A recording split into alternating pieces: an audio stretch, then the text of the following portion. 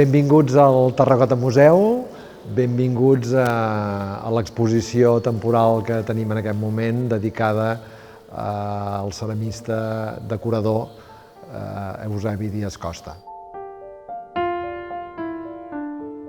Fou el primer, l'any 1943, en crear una indústria, una manufactura dedicada exclusivament a la ceràmica decorativa de la Bisbal.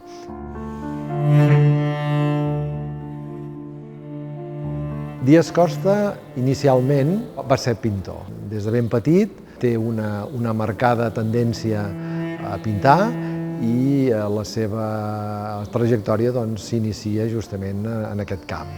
De fet, la seva formació és bàsicament autodidacta. Ell comença a pintar de ben jovenet a Barcelona. Ell, per exemple, era un dels membres més destacats de l'Associació Pictòrica de Sant Lluc, en la qual coneix tot un seguit de pintors dels anys 20 i dels anys 30 durant la Segona República i en els quals hi manté una marcada influència i projecció. La seva obra inicial és una obra molt colorista i realment molt destacada pels crítics, pel seu favisme. És un dels pintors favistes de la República.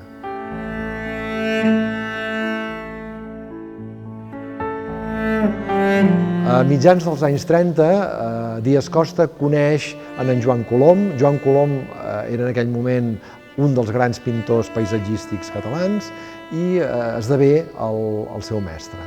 A partir de llavors, la pintura de Díaz Costa, molt colorista, es transforma i esdevé molt més acadèmica.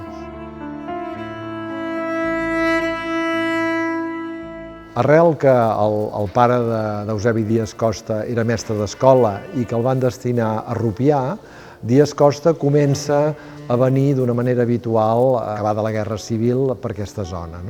Cada vegada més els seus quadros comencen a retratar el paisatge dels encontorns de Rupià, detenint-se molt, cada vegada més, a la zona de la Bisbal.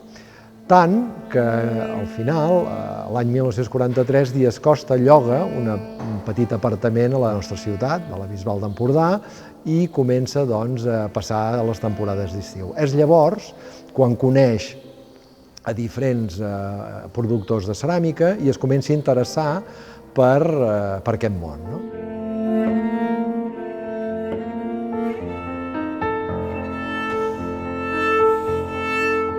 Ell, com a pintor, el que farà serà no dedicar-se a tornejar, no a fer peces, sinó a decorar-los. Comença a fer unes proves amb peces que li cedeixen aquests productors de ceràmica bisbalenc i realment els resultats són molt positius. A partir d'aquí, l'any 43 serà el moment en què Díaz Costa comença a interessar-se per aquest món de la ceràmica. Comença utilitzant els colors tradicionals de la Bisbal, el color palla, el color vermell, les tècniques decoratives tradicionals, la llanterna, el dibuix, i a poc, amb aquests pocs elements, comença a fer un bagatge.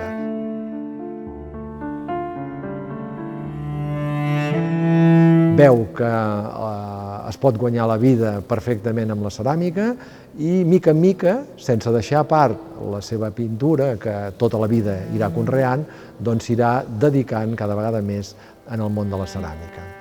Els seus temes decoratius inicials són bàsicament temàtiques populars. Les primeres peces d'en Díaz Costa, com que ell era pintor, no les signa com a Díaz Costa, sinó que els assigna Oix. Díaz Costa va néixer justament al poble d'Oix i segurament, pel fet de ser un pintor llavors ja reconegut, li interessava separar les dues coses. Ell, com a pintor, signa Díaz Costa, però com a ceramista, en aquestes peces inicials, signa Oix. A mesura que ell és més conegut ja com a ceramista, irà modificant aquesta signatura inicial per la signatura que finalment se'l coneix com a Díaz Costa.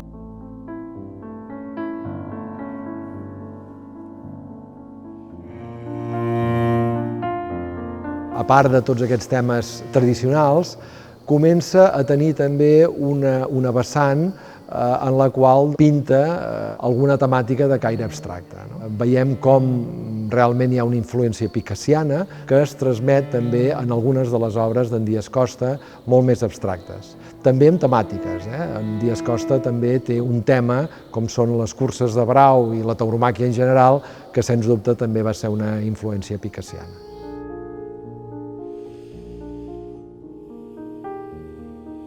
També és conegut per haver estat l'introductor a la Bisbal del tema del metal·litzat. Ell, mica en mica, comença a fer petits tantejos ja de bon principi i realment les peces resultants li tenen una gran sortida. Això fa que a poc cada vegada es vagi interessant més i les seves peces passin dels colors clarament tradicionals a uns colors en els quals els metal·litzats tenen una importància cada vegada més gran.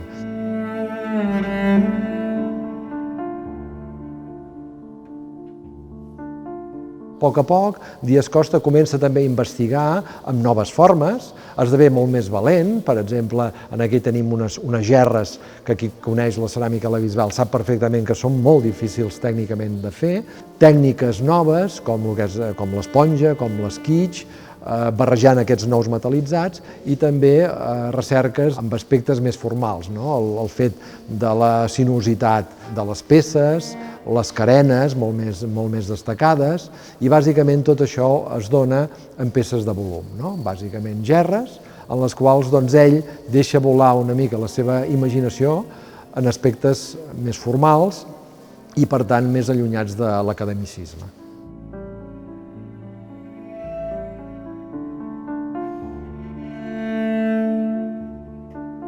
Darrere d'ell apareixen d'altres grans ceramistes de la Bisbal, que són els que d'alguna manera ens han portat fins avui. Malauradament, va morir als 56 anys. Ell va ser d'alguna manera el que va iniciar, el que va donar la llavor i tal com deia un altre dels grans ceramistes de la Bisbal, en Josep Vilaclara, ell va ser el que va tocar el clarí, el que va d'alguna manera dir aquí la ceràmica a la Bisbal té un futur important i realment així va ser.